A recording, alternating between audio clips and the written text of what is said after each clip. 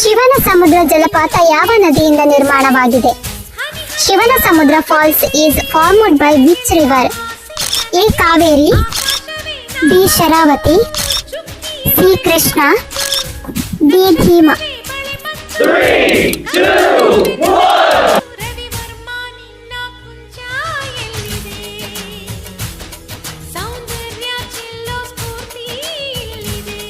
ಕರ್ನಾಟಕದ ಕಾಫಿ ನಾಡು ಎಂದು ಪ್ರಸಿದ್ಧವಾದ ಜಿಲ್ಲೆ ಯಾವುದು?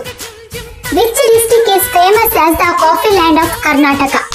A Mangaluru, B Kodagu, C Hassan, D Chikkamagaluru.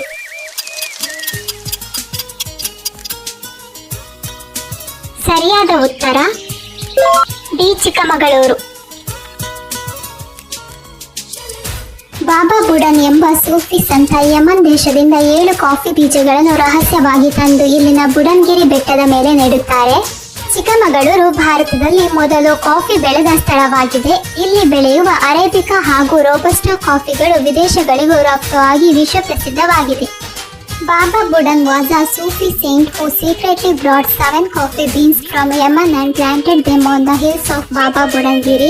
Chikamagaluru is considered the first place in India where coffee was cultivated. The Arabica and Robusta coffee grown here are exported to foreign countries and are world famous.